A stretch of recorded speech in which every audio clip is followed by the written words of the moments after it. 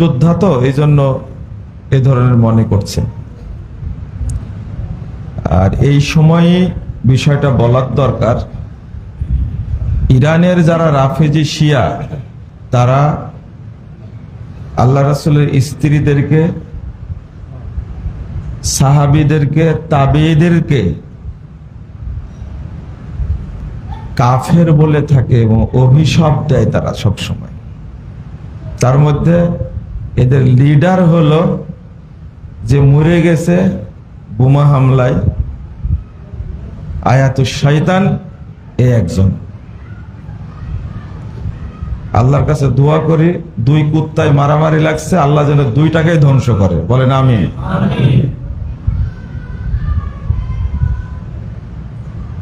এই রাফেজি শিয়াদের উৎপত্তি হলো ইহুদিদের থেকে,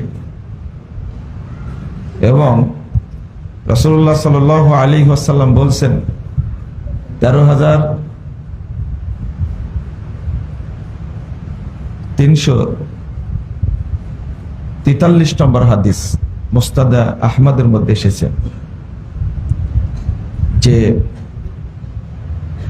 দাজ্জাল আছে আসবাহান শহরে, আর আসবাহানটা হলো ইরানের তেহরান থেকে 441 কিলোমিটার দূরে। যখন দাজ্জাল বের হবে তখন দাজ্জালের সাথে 70,000 ইহুদি থাকবে। এই ইরানের রাফেজিরাই দাজ্জালকে প্রতিপালন করছে, হাদিস অনুযায়ী বোঝা যায়। আর এরাই মধ্যপ্রাচ্যের সুন্নিদেরকে, কোটি কোটি সুন্নি মুসলিমকে এরা হত্যা করেছে। ইয়ামানে, সিরিয়ায় দেখছেন, আজকে সিরিয়ায় মিষ্টি বিতরণ করছে, এটা কি দেখছেন আপনারা ছবিটা? এটা দেখতে পাবেন না আপনারা, এটা তো খেয়ালই করবেন না,